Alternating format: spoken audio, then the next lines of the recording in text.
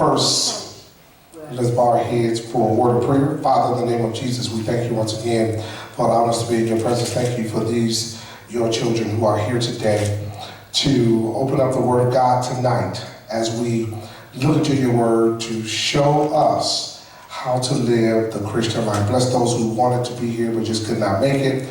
And bless those who are on their way. In Jesus' name, amen.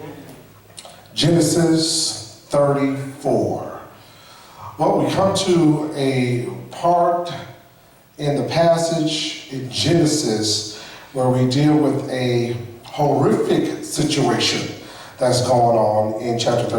I don't know if you ever read it before you got here tonight, Genesis 34. But this is an amazing chapter, a sad, very sad chapter in the history of Israel.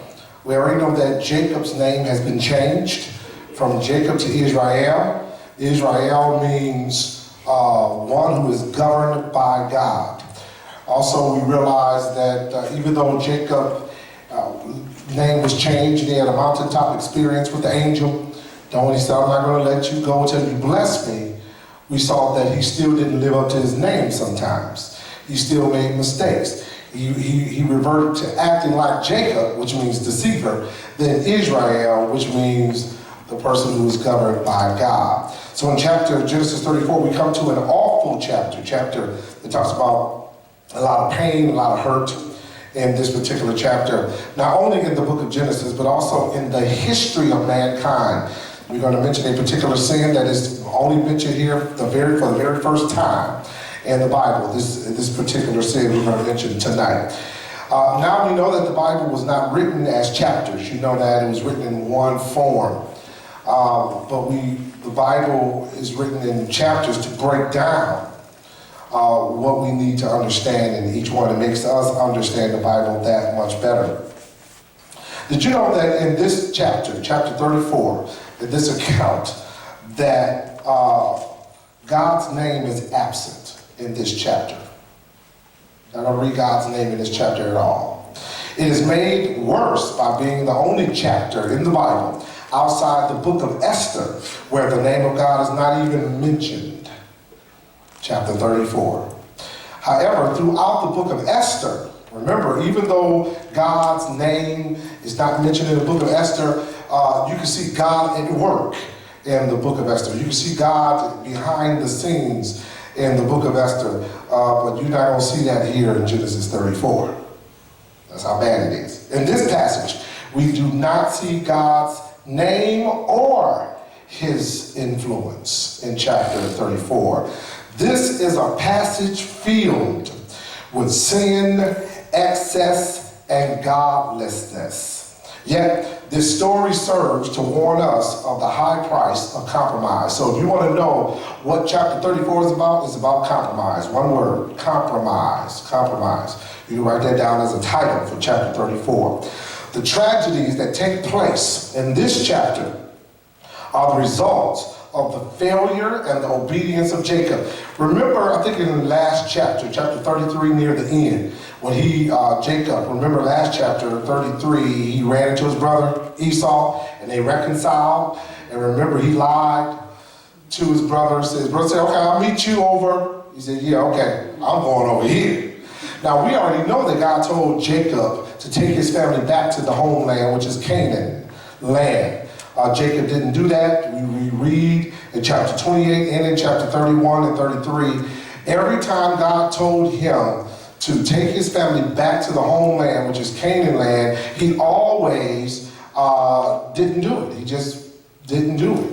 And in chapter 33, he did the same thing. Instead of taking his family back to the promised land, we read at the end of chapter 33, he did what? He landed and rested in the land of Shechem. However you want to pronounce Shechem, how they pronounce it. But Shechem is the land where he stayed. He was not supposed to stay in Shechem. He was supposed to keep going till they got back to the promised land. But how many of you know when you compromise, when you go against God, when you disobey God, bad things are going to happen.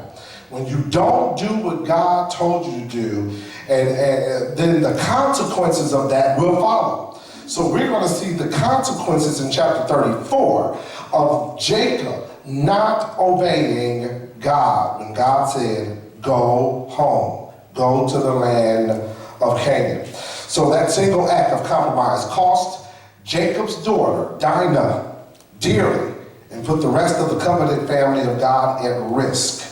So this is a reminder that half-hearted obedience can be just as deadly as disobedience.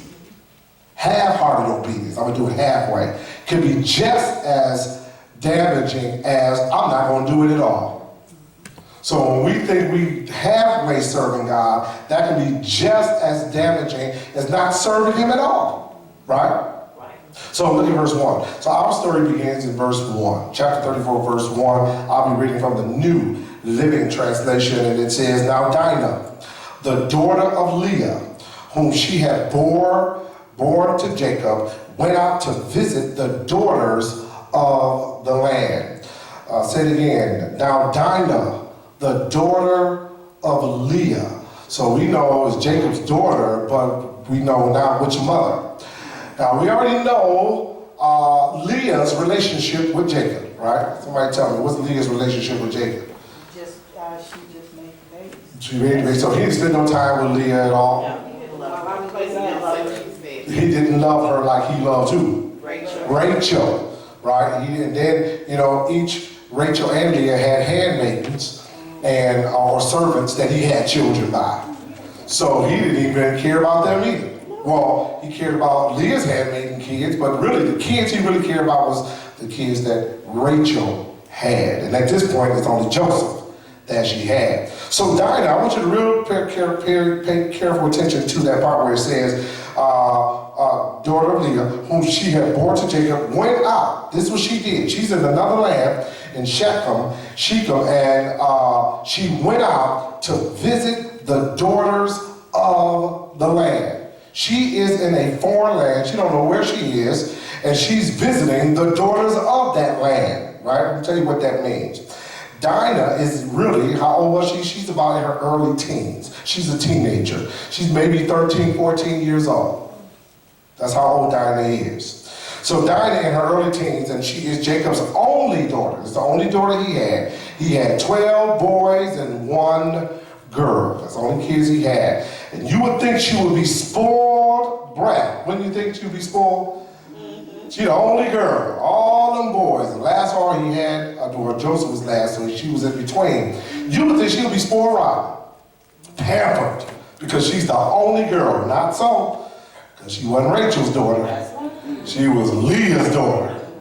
So he treated Dinah the same way he treated Leah. That means he didn't have no relationship with his daughter at all. However, the narrative reminds us that Dinah is the daughter of Leah, the unloved. So once again, we're connecting Leah's unlovingness with Jacob, to Jacob now showing this unlovingness to his own daughter by Leah. That's what's going to bring up some other issues. We're going to talk about that too. Therefore, it is likely that Jacob paid little attention to Dinah. So this apparently led Dinah to explore. So watch this. In today's society, and we have to understand the importance of parenting, that we need a mother and a father in the home. The father has to be just as influential on the girl as the mother does. The daughter needs her daddy and her mama. The son needs his mother and his father. Unless they were killed or something, if you got both parents, you need both parents in the home. The father figure in the home is very important to a young woman. So therefore, he's not giving her attention that she needs. He's not spending attention to his daughter and telling her just how to stay away from no good men. He's not telling her all this kind of stuff. She has no male influence in her life except for her big brothers. They're going to step in a minute. But at this point, she's probably looking for love from her dad.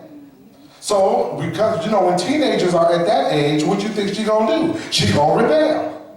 That's what a lot of girls do. When they don't have male figures in their lives at that age, they rebel. I work in the school, I see it every day. So once again, yes, you see the rebellion, you see the frustration of a young teenage girl. So now she goes out and hang out with who? The daughters of the land. She's not hanging out with Israelite girls because they're the only people. They the first generation of the Israelites. She didn't have her people to hang out with because she wasn't in Canaan land, and that wasn't her people either. Her people, as far as close to her blood, was way back where Abraham lived, in the land of Ur, right? Where Rebecca come from. But they were nowhere near there. She is in Shechem, in a land, a foreign land, and she leaves her house, and she goes out and hangs out with the daughters of that land. So what do you think that means? If she's hanging out with the daughters of the land got boyfriends. And they hang out with their male counterparts, right? So if she hanging out with the daughters going to meet up everybody at the club, right? Because she's a teenager. That's what girls do. Mom, I'm going over to Lisa's house. Y'all know Lisa got her boyfriends over there. But Johnny ain't gonna tell mama that.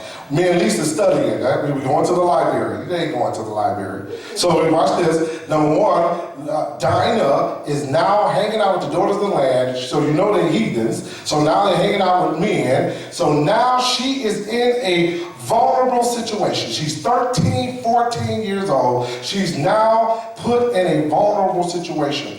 This should not have been not in those days. Why? We're gonna give you the reason why. Went out. The word went out means, bears a sense of impropriety, means that she could even snuck out. Jacob didn't even have to know.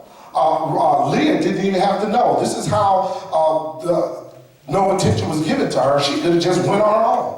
13, there ain't nobody paying me no attention anyway. There's too many people in the house. They wouldn't miss me and gone anyway. There's 50 people in this house. I'm just gonna sneak out for one night and go on hang out with the girls of the land.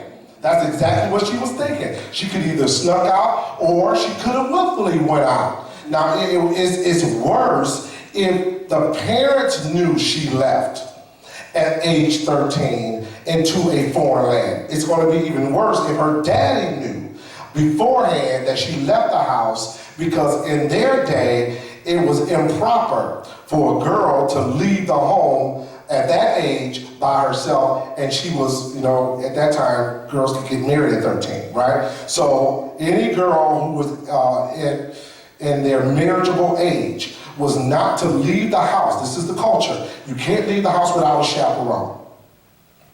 We used to try to do that in the 50s and the 60s. Y'all remember that? The boy came over to y'all house in the 30s and the 40s. He said, I want to court your daughter. The parents were sitting right there in the living room with you. Okay, yeah, come on, sit right here. I'm sitting right between y'all. And that's how they used to do it, right? So somebody always had to chaperone. Okay, the teenagers want to go to the movies. All right, mama, which one of y'all going? Mama, daddy, which one going with the 16-year-old? That's right.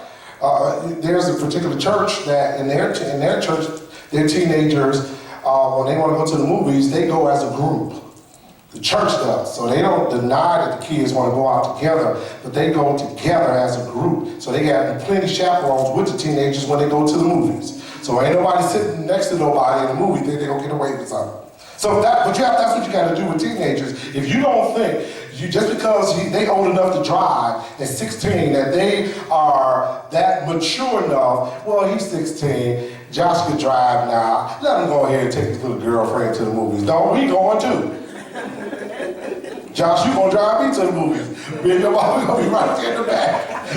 You only 16. We know how the hormones are. We was 16 at once, right? You was 16, 15. You could not trust your emotions. So you have to train your children. So here's Dinah, poor 13-year-old Dinah, leaves the house, whether she snuck out, whether she willfully left with her parents knowing she left. She should not have been put in that situation where she leave a house into a foreign land amongst the heathens of the land by herself with no chaperone. She had 12 brothers. They could have went with her. If they'd known that she was going out there, they should have did that. But it doesn't say. Nobody went with her. They didn't care. You know, nobody showed any kind of attention to her. Now, how could they allow their teenage daughter? Where were the parents? Where was Jacob? They knew how corrupt this city was. Where were the parents? Let me give you 3 reasons why this teenage daughter wandered into the streets. Number one, Jacob was a man of compromise, right? He should have known that the pagan neighborhood that he was in was no good for his daughter. Number two, Jacob wasn't a very strong spiritual leader in the home. He wasn't a father like he should have been. Number three, the past week, Jacob was a man of blatant favoritism. There it is. Problem number one. He had favoritism over Rachel than Leah. And not only did he show favoritism over Rachel and Leah, he showed it through the children. And we see that today. When you show favoritism to your children, you're not showing respect to them. When you put one child over the other, you are headed for destruction. You should not have a child that you respect more than another child. You're supposed to love all of them the same. Yes? I got a question. Okay, now, he was a rich man. Jacob, Why, yes. yeah, why would he stop there to live and set up a home? And he had all his family and he had money, he had everything. Why would he stop there? What I'm getting at, was he really that afraid of his brother? Yes, I'm glad you said that. That's exactly why he did it. He was afraid. He was still afraid. He's still running away from Esau. He stopped there to live. Right, he stopped there and lived, thinking that he's getting away from Esau, because, the Esau keep going. He's going to keep going. Eventually, he ain't going to know where I am, so Esau ain't going to mess with me. That, you're absolutely right. It was total fear. And now it's putting his daughter in a bad situation. So when you walk in fear, that's why the Bible tells us in 1 Timothy, don't walk in fear. You should never walk in fear, because you're going to put yourselves in a bad situation every single time. So now we know that he is involved in favoritism. Favoritism, well, that's nothing new to him, because he grew up in favoritism, right? Remember, his mother showed favoritism, his daddy showed favoritism, and now here he is showing favoritism the same way. So we got to be careful not to show favoritism. We got to treat our children the same. We need to invest in all of our children when they are young. We must teach them and discipline them, right? We should be asking, does the town, this is what you should be asking with your children. This is what we did when we had our children. Does the town I want to live in have a good church? Did you do that before you had your kids? Can my children find spiritual companionship if they decided to live in this city? What kind of Christian service can I have in this city? You know, it's almost thinking of the same thing for education. Do you think about education before you have children? Okay, is this going to be a good school system where I can raise my kids and put them in a good school system? Did we think about that first before we had them? Or, oh no, can't do that now. Now they gotta go to the neighborhood school. Some people, they can't escape because they don't have the money to get out. So they have to go to the poor schools. They have to. There's no way out. They don't have any money. But had we invested in our children and said, no, let me wait a while before I had these kids, and let me make sure I can invest in them, then your situation would have been totally different. It's all about investing in kids. Jacob did not invest in Dinah, didn't love her. He treated her like he treated her mama, Leah. I don't like your mama and I don't like you. You got people just like that today. Yeah, they got people like that today.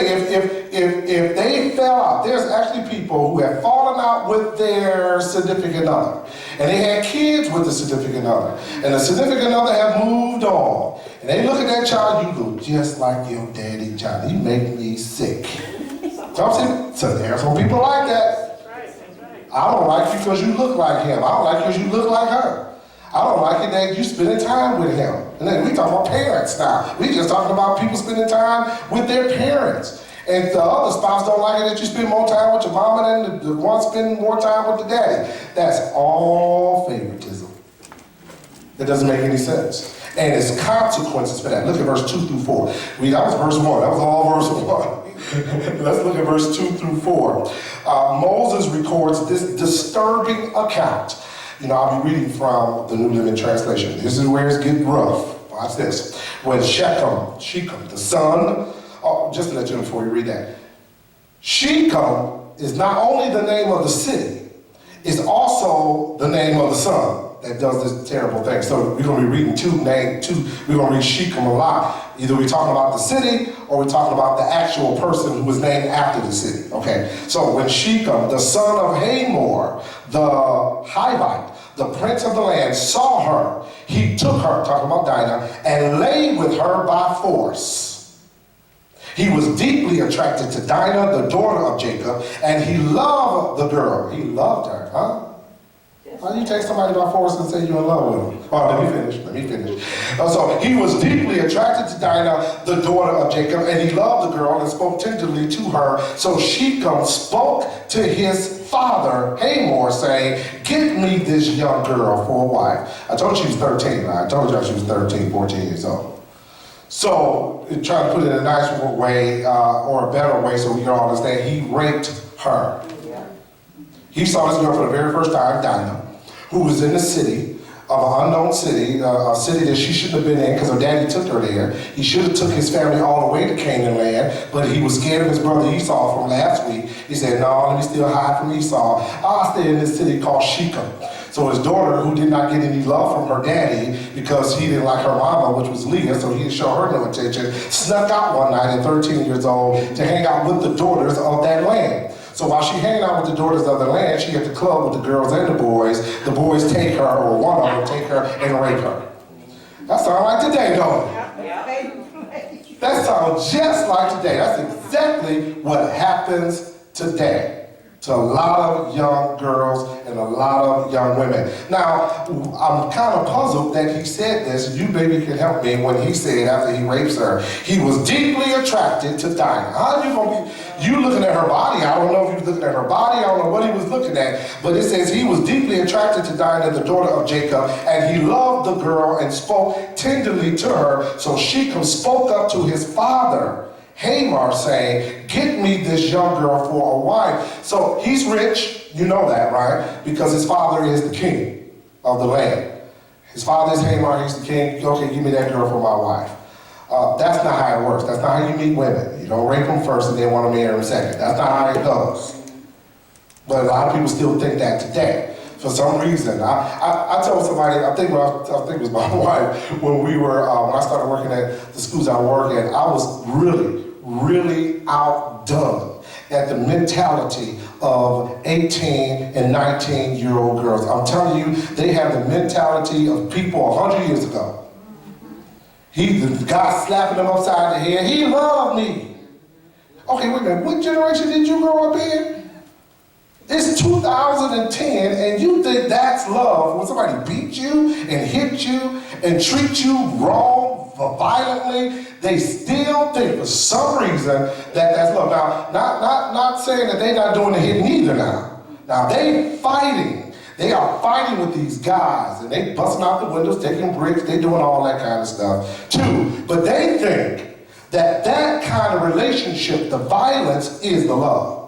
And show me where that's in the Bible. That's not love. Yes. You know what though? A lot of that comes from their home. Their mothers were treated like that, and she would let the father, the man, come back into the house after he beat her. So that's all they knew. They thought that's where it was supposed to go. And that's true. That's what they see. They see the relationships on and happen. I'm telling you. But when you talk to them, I'm there to tell them it shouldn't be. I'm there, some other women are there, but they're looking at me from a male perspective because no male is talking to them this way.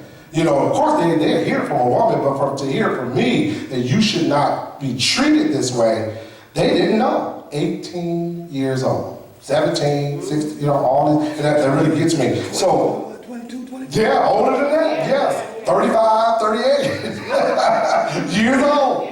Still going out there, meeting guys who treat them any kind of way, and they still think that's love. Watch this. So here is this guy named Shechem thinking that, okay, I want to marry her now.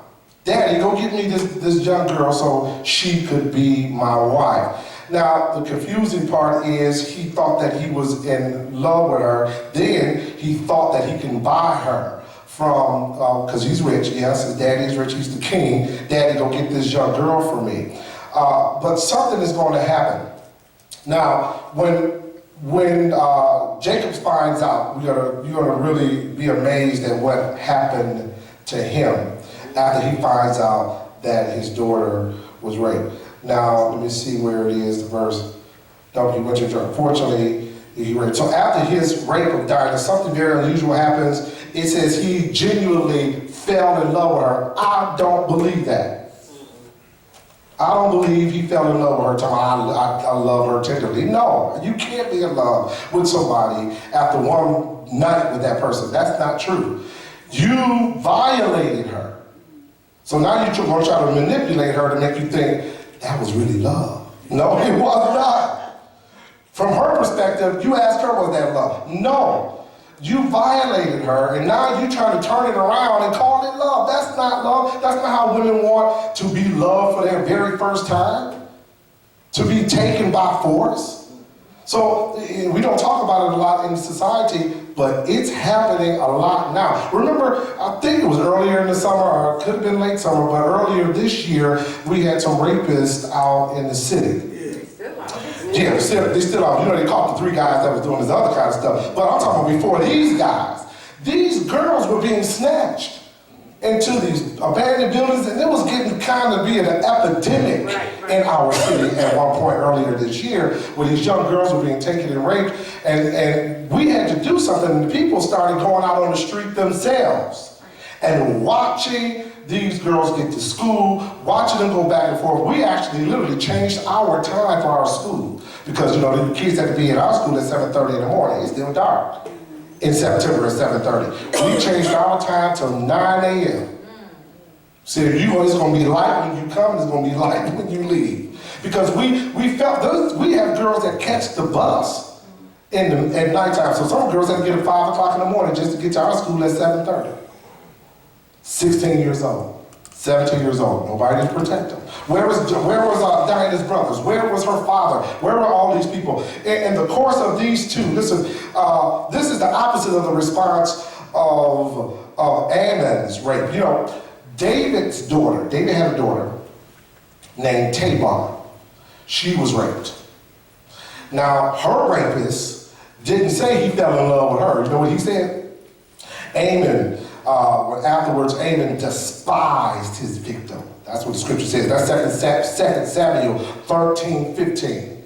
He didn't fall in love with her. He despised her. That's how most rapists think. So this false view of I'm in love with Dinah is a lie. He is not in love with her. In the course of 2 verses, we see 2 sides of Shechem's personality. Verse 3, Moses writes, Shechem loves Dinah and speaks tenderly of her. And then in verse 4, he orders his father to go get her to be his wife. This sounds like the cartoon character, me man, you woman, let me take you by force and bring you to my house. I'm gonna treat you any kind of way, now you're gonna be my wife. That's not how relationships are supposed to work. In other words, he was a Dr. Jekyll and Mr. Hyde. He Dr. Jekyll one day and Mr. Hyde the next day. I'm gonna treat you this way, so you don't know what you're gonna get with him. You just didn't know. Now look at verse 5 and 6. Watch the reaction. Now any father's reaction, y'all know what the father's reaction should have been. Now watch this, verse 5 and 6. Now Jacob heard that he had defiled Dinah, his daughter, but his sons were with his livestock in the field. So Jacob kept silent until they came in. Then Hamor, the father of Shechem, went out to Jacob to speak with him. It would have been no more talking. What you come over here for? What? No, we want your son and we want him now. That's all he had to say. Jacob kept silent. Why do you think Jacob kept silent? He was scared. He just wasn't scared. His MO, I'm afraid. Wait till my son I gotta wait till ain't nobody here but me. So I'm gonna wait till my 12 sons come out from the field. Now you know his sons in their early 20s by now, because she's 13. So that means they're young men.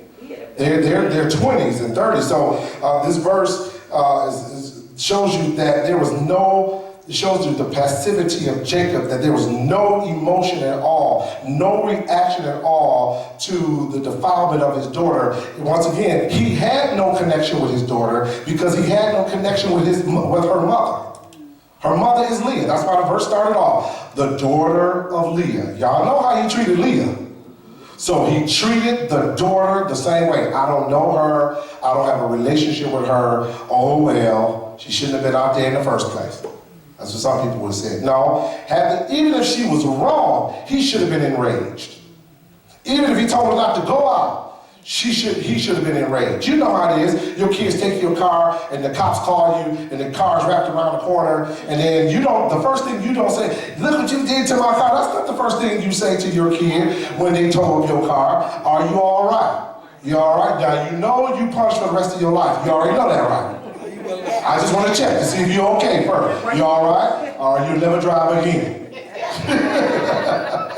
Until you turn 18 or 21. I'm not going to pay for you to buy another car. I just thank God that you made it life. You scold them after you find out that you love them. You show this passion that they all right, that they're not in the hospital. Then you do all that scolding. He didn't even do that. He kept silent. This appears too different. Jacob was not outraged. Jacob did not stand up for his daughter. Again, he is guilty of favoritism.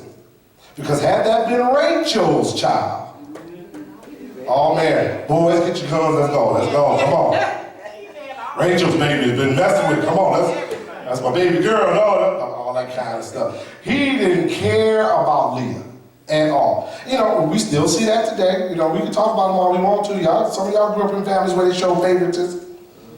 A lot of favoritism. My mother didn't put up with favoritism. You know, my brothers and sisters, we were close in age. We were like maybe a year apart. So when we got to fighting in the house, me and my brothers got to fighting, my mother, you know, she moved all of us. Okay, no, I'm getting all y'all. Because I told you, y'all shouldn't be fighting in the first place. Now, you know, my mom, the baby boy, you know, you got to, no, I ain't protecting you either. Y'all fighting in the house. I told y'all not to fight in the house. Or fight each other at all. But she didn't play with us trying to show any hatred toward each other at all. But I hear family members, people showing favoritism. Okay, I'm gonna buy ice cream for you, but I'm not gonna buy ice cream for you. Right in their face, tell them that. Because you know, this is my favorite child right here. And you're not my favorite child, but this is my favorite child. What kind of psychological damage do you think you're doing to that kid when you do that? When you show favoritism between their siblings. Yeah, Johnny got A's and B's, but you're not like Johnny. See, if you've been like Johnny, you get A's and B's too, Susie.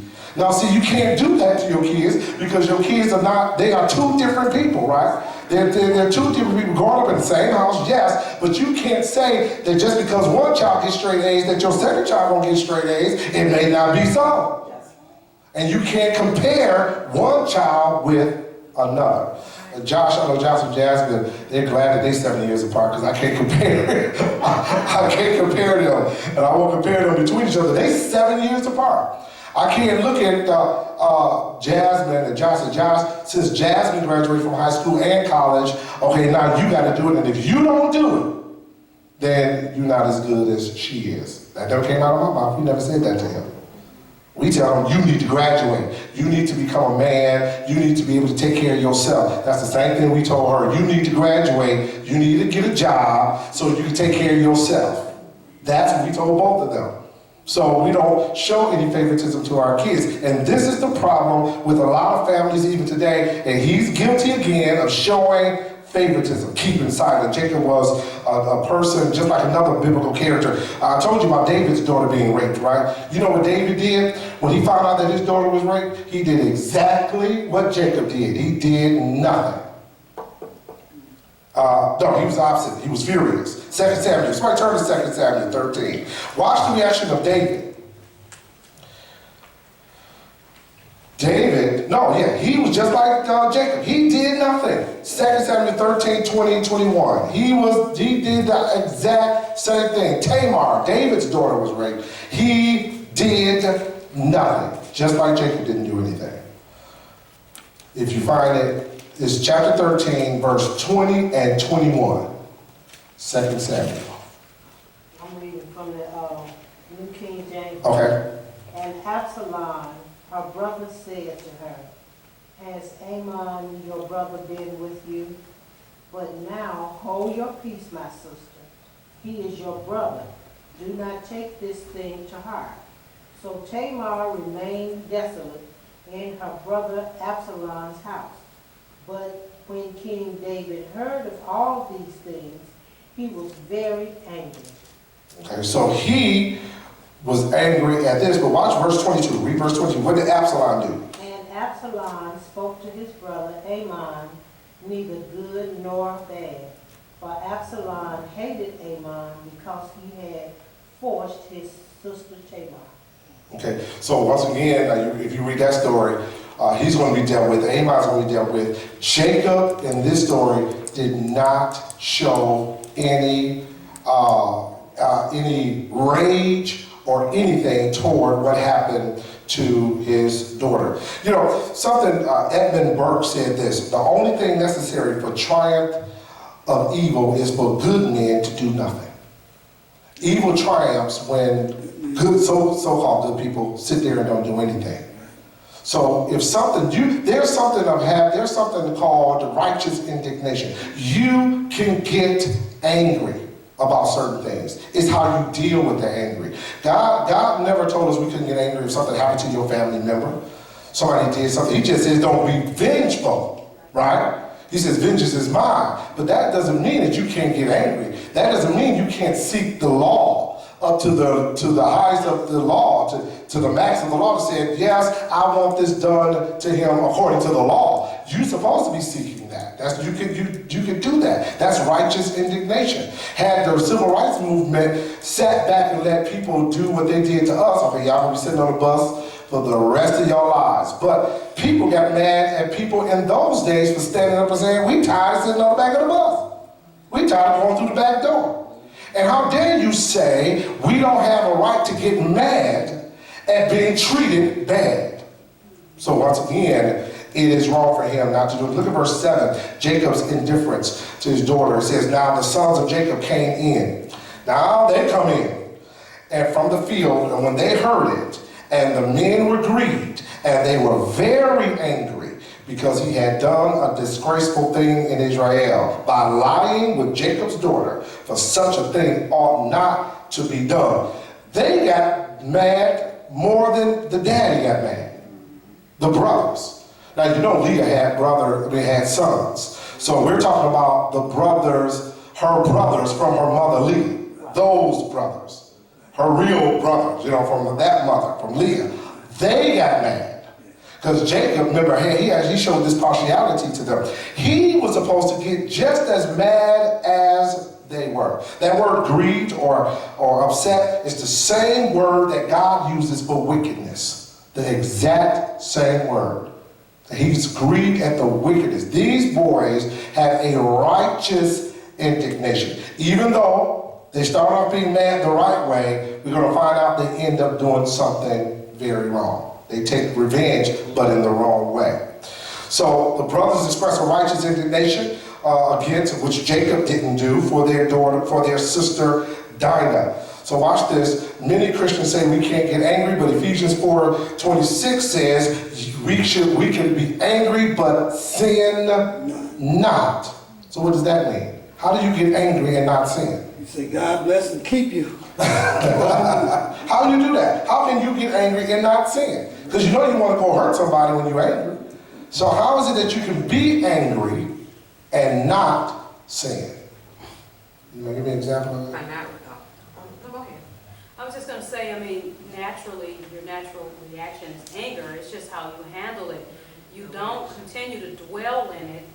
And what I do is I just pray and give it to God after I allow myself to soak in it for a few minutes. Because I'm human, and then I just say, no, this is not going to go anywhere. Because the more angrier you get, it does cause you to sin. You're going to say something or do something. You have to let it go. Yeah. Just Well, the same way God do it. God is mad at the sin and not the sinner. not the sinner. So you don't take it out on the person. There's that righteous indignation. How can we legally punish this person for the act, not punish him physically?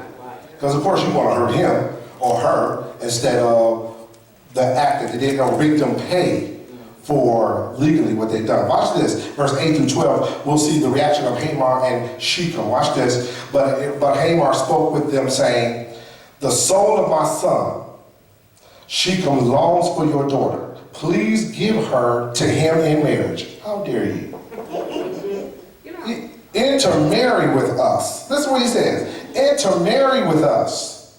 Give your daughters to us and take our daughters for yourselves. Thus you shall live with us, and the land shall be open before you. Live and trade in it and acquire property in it. Shechem also said to his father and to his brothers, if I find favor in your sight, then I will give whatever you say to me. Ask me ever so much bridal payment and gift, and I will give according to as you say to me. But give me the girl in marriage. I didn't hear not one apology. I didn't hear not one, I'm sorry. Yes. I was just gonna say, just like the example you were giving about the young girls at the school, and this is their idea of love. And I don't know if the Bible talks about it, but Hamor and Shechem's idea of love may have been that. Who's not to say that, what's his name, Shechem, yeah. Shechem. Who's to say Shechem, hadn't seen his father do this to women, Yeah. and then he married. Could you look at how Jacob had all the women, and then I couldn't get pregnant, so I'm gonna give you this lady, you have a baby with her. And something of the same type of thing could have been going on in their household, and you just go in and get it, Right. and then you keep it moving. And so this is his idea of love. It's not right, Right. but this is all he know because this is all that he's ever seen. Right, and evidently, he's not having a problem because he went to him and said, I'll marry her. I'll give you whatever you ask me, the bridal payment, that dowry. I'll pay the dowry, just give her to me as your wife. And it says he fell in love with her. But she's right. Remember, we're talking about a foreign land. The name of the city they live in was also, or the city is Shechem. So they are not Hebrew people. So whatever their customs are, that time that she said, he's trying to make it right by saying, well, I'll take her into my house. I'll marry her as my wife. But they are upset because in the Hebrew culture, that's not how you get women. You don't rape them first and defile them, then say, oh, you can be my wife.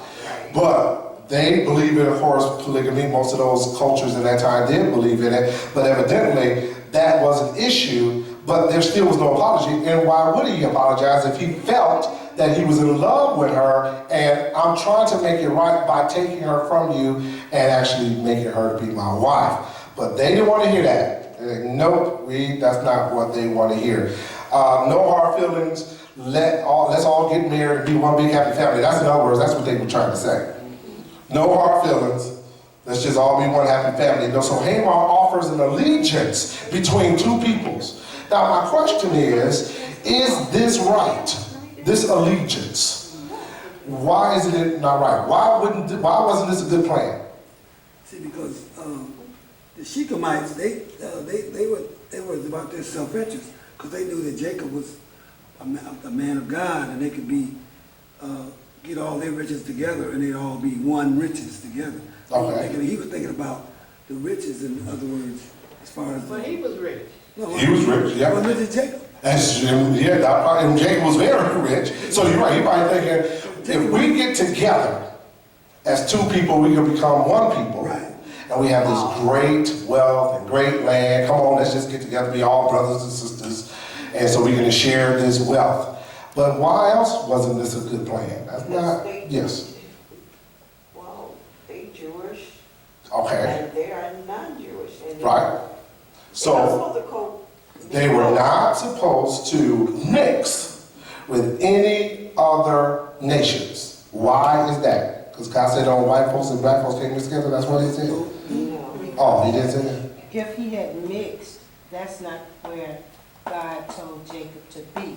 He Yes. said, go to Canaan. Don't go to You Canaan. stay in Shechem and mixing all this money, then you are disobeying what. Being disobedient. So God didn't, he wasn't against them mixing, he was against them mixing for what reason? What was he against about the mixing? You saying he was... They served other gods. Right. So God wasn't looking at color, right? Skin color. White should not mix with blacks, and all this, Asian shouldn't mix with, Hispanics. He wasn't talking about that. The mixing was the mixing of religion. That's what the mixing God was not standing for. They were Hebrew people who believed in the God of Abraham, Isaac, and Jacob. And God said, do not mix with anybody who don't believe like you. If they don't believe like you, don't mix with them. And so now Shechem just made Shechem made this really good deal. If you mix with us, right, then we'll be together. Meaning they're mixing their ideas, they're mixing their families, and they gotta mix their religion. And God says, no, do not mix your religion. That's the same thing we tell people today. The Bible says, do not be unequally yoked together with unbelievers. He says that. Don't marry an unbeliever if you are a believer. Is it that the unbeliever is such a bad person? Is that why he said that? How come you can't marry an unbeliever? He could be a doctor, he could be a good person, and why you can't marry him? He an atheist. How come you can't marry him? Because he don't believe in God.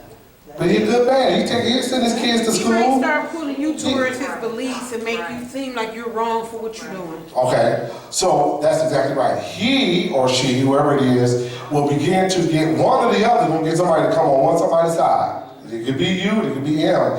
But the whole point is, you have your faith that you believe in. You shouldn't let nobody else pull you from that.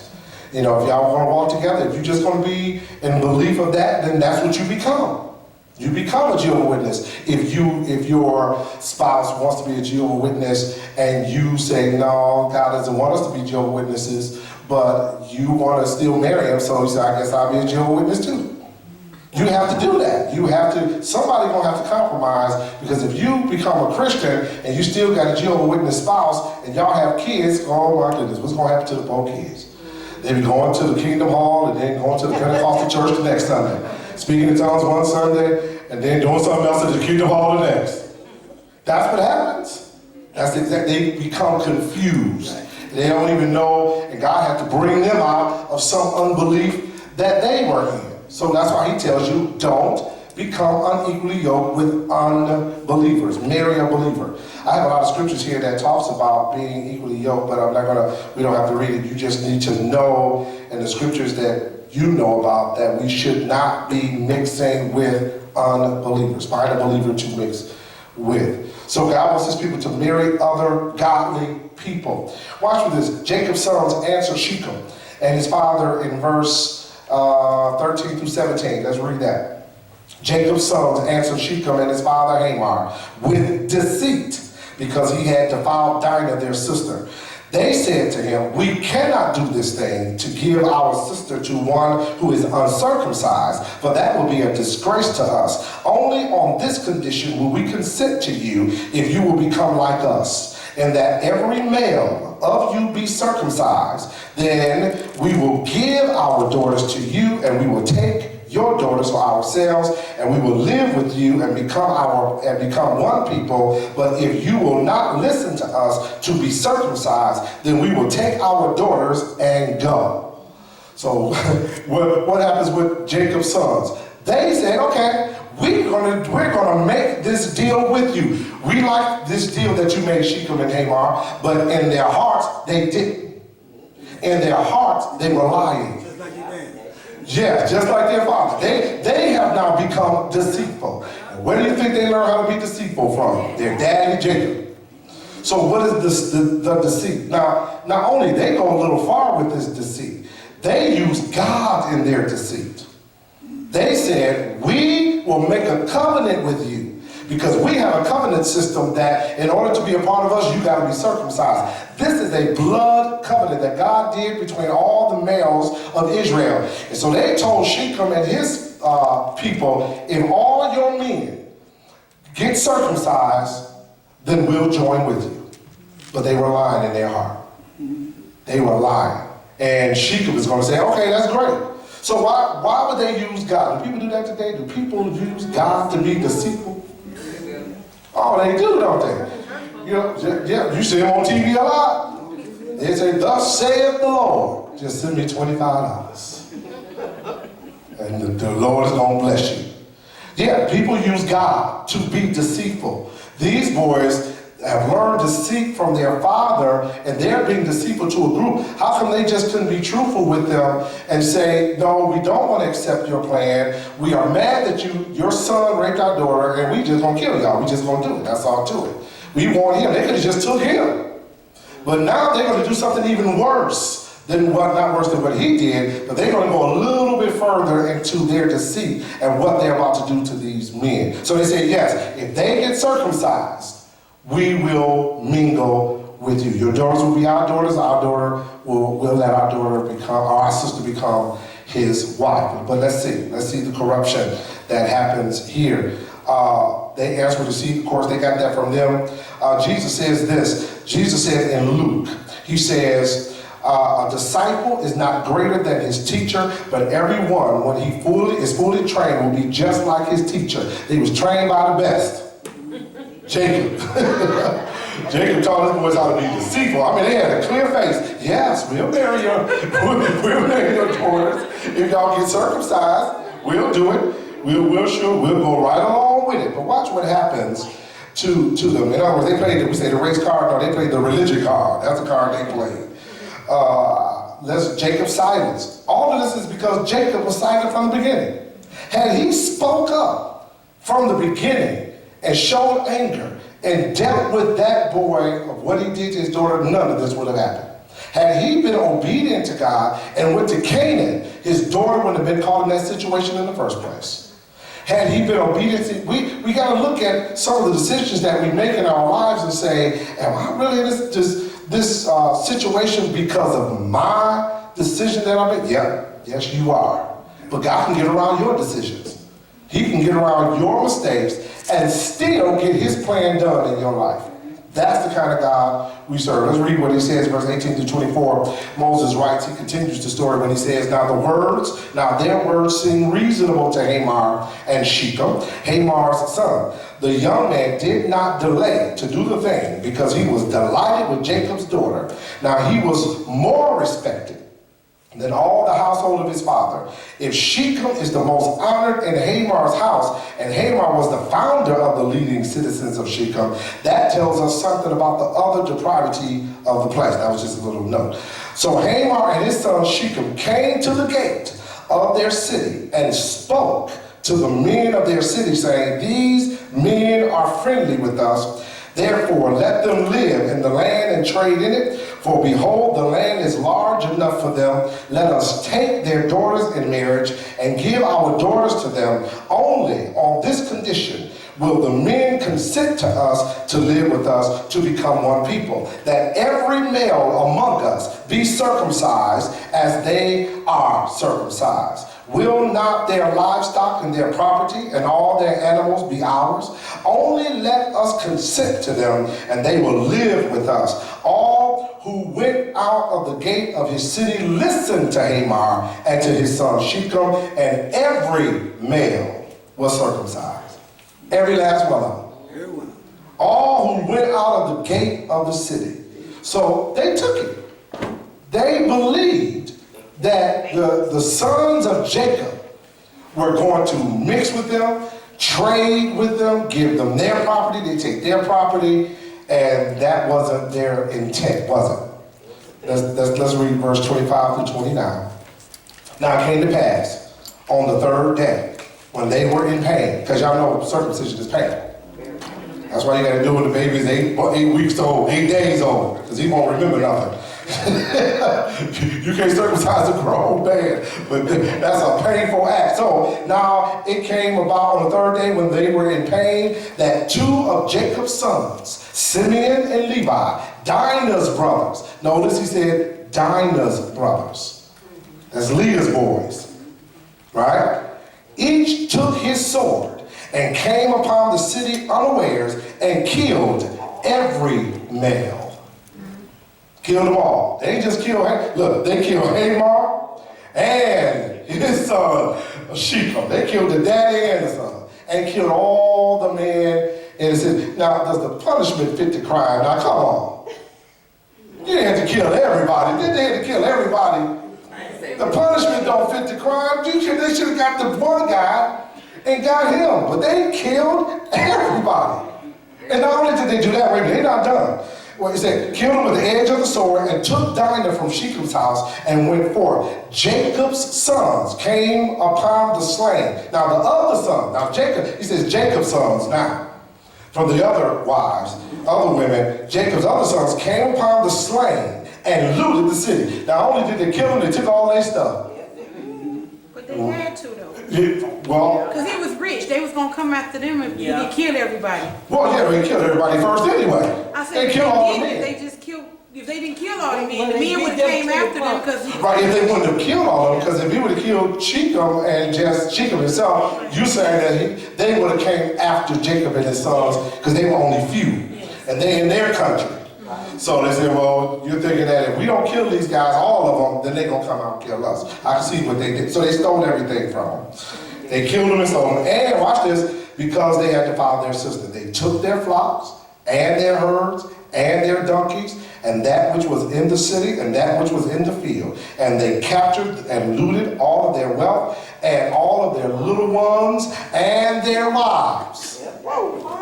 They took the kids and the children, wives and the kids too. Women and children, everybody. Even all that was in the houses. They took everything. Everything. Now, well, yes. I can't stop thinking about this. Are the Leah and Rachel's sons and, all the children, do they consider themselves as one big happy family? Are they connected?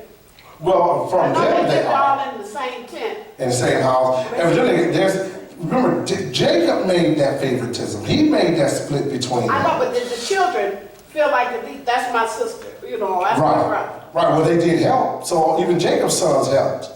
So they had all, and it says they did it because of their daughter, of their sister, Dinah. So all of them considered her their sister, not just Levi or Leah's sons. Would you say? She was the only girl. So. She was the only girl. So they all jumped in and said, we're gonna get revenge on these guys. So they got their revenge. To me, the punishment doesn't fit the crime. Had Jacob moved to Canaan in the first place, they would have never been put in that situation, because Dinah would have never got caught up into that situation herself. So once again, they just, an eye for an eye, tooth for a tooth, but they went way beyond that. They went way beyond. Two wrongs never make a right. So just because they did that act against Dinah, wasn't right for them to kill everybody. And they took the wives and slaves and the kids too. Now, from this point, they're going to go to Canaan land, but now, yes, he becomes richer, right? Because that was a rich city. He takes the whole city, and now he's larger than what he ever was Now he's moving to Canaan land, probably the richest person alive at that time, because he had all of this wealth coming with him. He just only had his wealth from Laban, remember? Now he got a whole city's worth of wealth. He got a whole bunch of people he taking back to Canaan land with him. So once again, was that God's plan? No, that was not God's plan for that to happen that way, but it happened, and so God used it. So same thing with your life. When we mess up and do disobedient things, that's not God's plan for you to do it. He's going to make a detour for you. He's going to help fix the situation for you, even though you're going to, meet the consequences, but he's still going to get his will done, even though you made the left turn when he told you to make a right turn. Even though Jacob was not supposed to go to Shechem and stay there, he was supposed to go straight to Canaan land. He was wrong, but God still got him back to Canaan land, because that's the goal, right? The goal is to get back to Canaan land. What was the moral of the story? The moral of the story is, number one, the compromising of Jacob.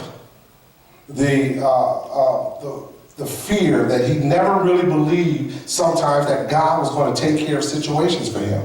We cannot walk in fear. If God tells us to do something, don't be disobedient, just do what he says, and we won't find ourselves caught up in these crazy different situations that we would have never been in. Had you married a person that was rightly yoked with you, then you would have been in the situation that you were in. But no, we didn't listen to nobody. We just said, I'm married who I want to marry, right? So you married the guy who wanted to be a part of ISIS. So now you got to pay the penalty. You see what I'm saying? So you got things that it happens. You don't know what these people are thinking in their minds, so you find somebody that's like-minded like you, then you won't find yourself in kind of situations that I see a lot of people fall for. Watch this, verse 30 and 31, last two verses.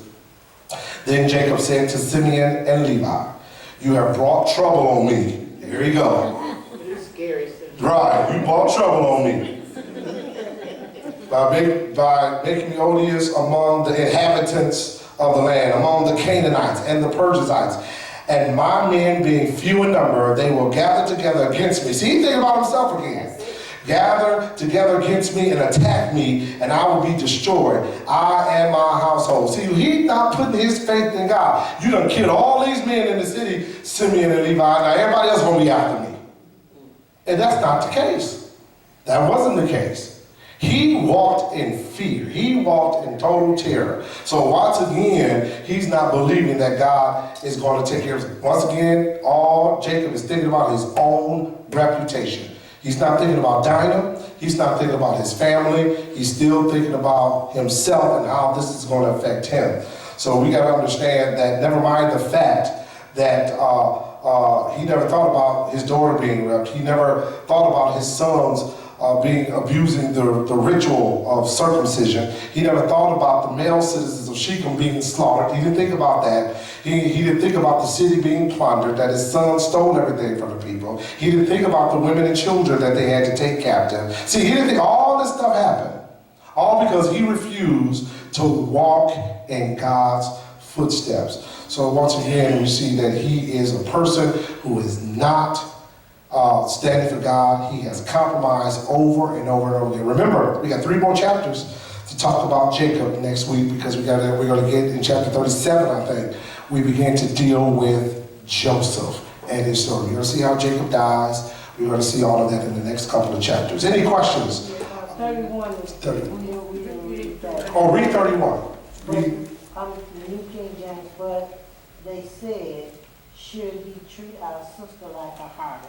So this the brothers saying. There's the brothers. But he did this to her, so that's why we did. See, people try to justify why they do stuff.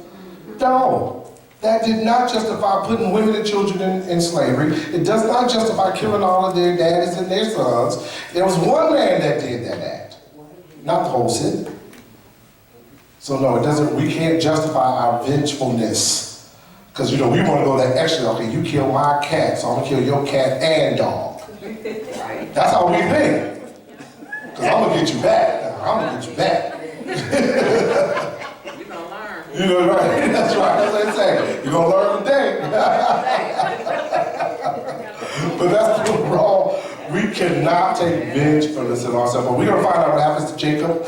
Is he ever gonna learn his lesson? Is he ever gonna walk in the faith of God in these next couple of chapters? If that's all, let's bow our heads for a word of prayer. Father, in the name of Jesus, we thank you once again for allowing us to study another wonderful lesson. Even though it's a sad lesson about a young woman being violated, we see that, Father, that the brothers did try to stand up and fight for her honor, but they did it in the wrong way. Father, allow us, if we ever find ourselves in any situation where we have to make harsh decisions, allow us to always call on you to make the right decisions. Allow us never to let our anger get so in us that we will harm anyone or see evil of anyone, that we will always call on you and say, Father, what can I do in this situation?